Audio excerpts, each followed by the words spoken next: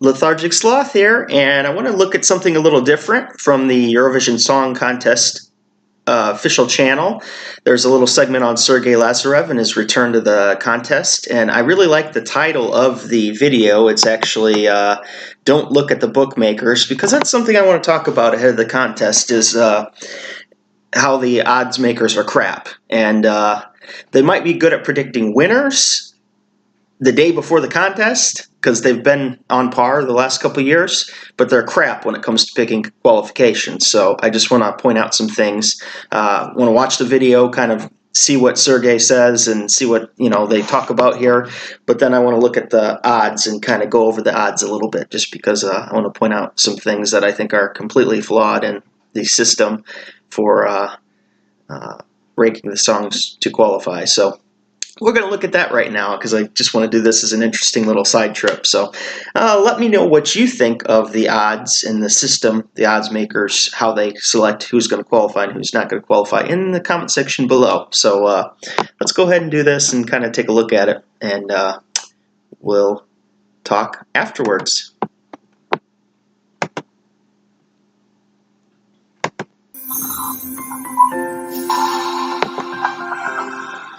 Sergey Lazarev represented Russia in 2016 if you are the only one, and in 2019 he is back. I love the Eurovision Song Contest, and I really like this atmosphere of this celebration of music. And of course I would like to be a part of it again. Love the song. Great song too. When I heard the song, the melody actually of the song Scream, I decided that with this song I would like to be on the Eurovision stage again, because it's a completely different song from what I did in 2016. It's a completely different genre. It's very different ballad, with a strong vocal. For me, it's a good opportunity to show myself from different side. And of course, it's a big honor to represent my country again for the second time at the Eurovision Song Contest. With his memorable staging, Sergey Lazarev won the televote in 2016. The wall. Of course, a lot of expectations from my stage performance, because last time I was really memorizable, and everybody remember this wall, and me climbing on this wall. It was so cool. I can be proud of. It was just so interesting. It was such an interesting performance.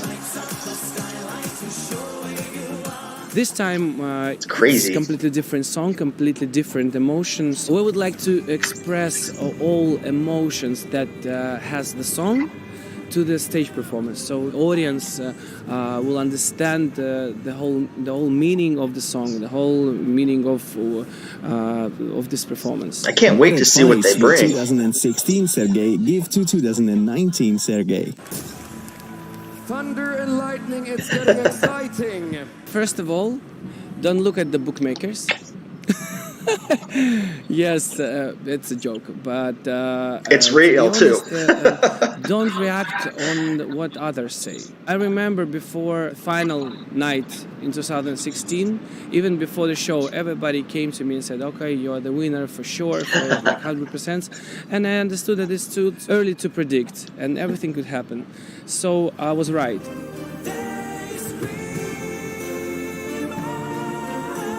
This time I will never see the bookmakers, I will never listen to what others say about me, about my performance. I will be till the end in my own head, because I want to be sure in myself, and I want to be self-confident, and I wish myself to be strong, to enjoy, and never regret. Advice everybody should follow if you're in the contest: do not pay attention to the odds. That's very interesting, I have to say, I really enjoy Scream a lot better than You Are the Only One. And I liked You Are the Only One. It was a nice song. It was one that I had in my top 10. I think I had it at number 7 or 8. I can't remember right off the top of my head because I have it on a list, but I really enjoy Scream, and I think it does have potential to win. I think there are a lot of songs that have a potential to win, so that's why I don't pay attention to the odds so much, because you can have a bad performance, you can have terrible staging. I don't feel like I can really pick a top 5 to win until we get to where we can see the staging, or right after the semifinals, because it's wide open. There's not a favorite song. I know Netherlands is up there. It's one of my favorites of the year, and it's sitting at number 1 right now. And I say, yeah, it's a credible potential to win the contest, but we don't know what's going to happen with the staging.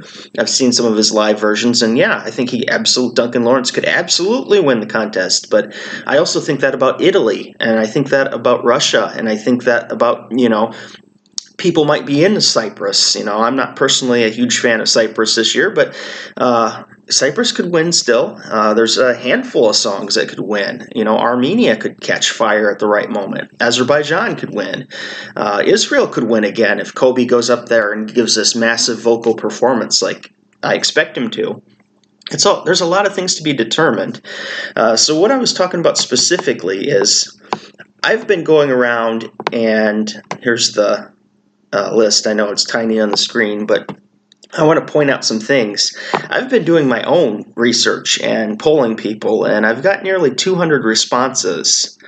And Albania here is sitting at number 32 overall on my list of people I've polled from various sources, not just here on YouTube, because on YouTube sometimes you tend to get a reflection of what you like. Like people that like the songs that I like will tend to subscribe and then put their top 10s, and it'll be close to what I say or any other Eurovision YouTuber. Say you go to another Eurovision YouTuber, you subscribe because you like the same types of music, and you kind of get a mirror back of what you like, at least, in part, not always.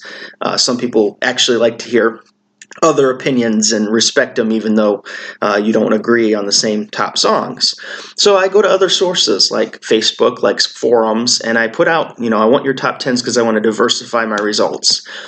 The common number 2, far away from everybody, is Albania. That's been my number 2 song from people I've polled, way ahead of everybody else. Well, the odds makers have Albania at number 32. So I don't think they're pulse on the people is that accurate, and it hasn't been for the last couple of years because the bookmakers have made these predictions, and I always do better than the bookmakers because I actually go out and I look at the people. I think the bookmakers do a lot of analysis based on who traditionally qualifies and what traditionally happens, but I think they're a little out of touch when it comes to, the televoters and what people want. Also, Serbia at 37th, I think, is ridiculous. That is such a beautiful song, and I would almost guarantee that Serbia qualifies with Kruna. I don't see it being less, or near the bottom at 37. Also, San Marino at 40. San Marino is in so many people's top 10 lists that I've seen, and though the juries might strike it down, they might actually boost it up too, because Sir has had some international success in the last couple years. I mean, sure, there's still people that view him as a clown a little bit, but he's been successful around the world with some of the songs he's put out. So he has a little more jury credibility than you might imagine. So I'm hoping, Serhat would qualify and prove these odds makers wrong. Now, for qualifications, let's see if I can look here and see what their predictive qualifications are. Semifinal 1, okay. Here they've got Cyprus, Belgium, Greece, Estonia, Iceland, Portugal, Slovenia, Hungary, Czech Republic, and Serbia qualifying. I don't think that's a terrible prediction. Obviously, I was tucking high on Serbia, but if they've got it predicting to qualify here, why is it ranked number 37 on their top overall list? I don't understand that. I realize there's 2 semifinals, but it seems a little ridiculous. And again, San Marino was second to last, and here they've got it above Georgia and Montenegro. So these lists are a little interesting. Yeah, this isn't too far off from what I'd pick, but I would also caution against picking against Australia and Poland, personally, and San Marino too at number 15. I think it could definitely jump up and do some damage here. Let's look at semifinal 2, where they have Russia winning, Sweden, Netherlands, Switzerland, Malta, Azerbaijan, Norway, Denmark, Armenia, and Lithuania as qualification. And I would say this is absolutely not going to happen because Albania is going to take one of those spots. I would love to replace Denmark with Albania. If that could happen, I would absolutely love that. But, you know, again, there are so many countries that could take it. I think you definitely could put Ireland into qualifying potentially. I think Romania could qualify potentially. North Macedonia with a strong performance could possibly sneak in there too, although I have no faith in their staging. They've given me no reason to have any faith in their staging. But even like Croatia, as corny and cheesy as the song is, I wouldn't completely write it off because of his voice and vocals. And Austria is the same way. Her vocals are outstanding. So, I don't know. You know, I take into account what the odds makers say, but you can't put all your eggs in that basket, is my whole point of this video. Is a lot of things are going to change. There's a lot of dynamics, and just because a country is slated to win right now and, you know, the end of March, we still have another month, and people will hear these songs, gravitate towards them, run over there and be like, oh, you're my favorite, and then they will the song will get old. You know, 3 weeks you might have a new favorite because some songs have staying power and others are like, oh, I love that, and then they fall off a little bit. It's kind of what I expect to happen a little bit with Switzerland and Malta. Not that they're bad songs. I'm not putting them down in any way. I'm just saying I think a lot of people jumped at those at first, and I think as they hear them over and over again, they might pull back a little bit and then focus on other songs. Also, they have Israel at a lower mark, and I think with Kobe Marimi's voice, that can shoot right back up, and he can be a contender again once people hear him live. So certain singers have the capability of really bringing it at the competition. Serbia and Israel would be my two that I would say can really bring it and help their chances just on the live vocals. In other countries, they might have a hype song, but they might not perform so well. So it's dynamic and ever-changing all the way up to the contest. So always remember that. If your country is like in 7th or 8th place right now, it doesn't matter.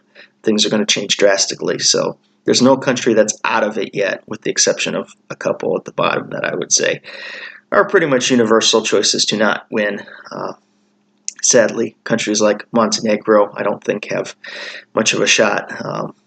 Again, not being nasty or mean, everything I see, it's kind of towards the bottom. And plenty of countries I fear for qualification, but, you know, generally a lot of countries are still in it. So I think it's a wide open field this year, and, you know, may the best country win, but may the best performance win, you know, rather than a song winning because it's got prestige. May the best country who performs well on the specific nights win the semifinals and final respectively, because, you know, it's about the song, but it's also about how the song is projected and how we see it. So may the best performance and well-written song win the contest this year. So for that, Lethargic Sloth, out.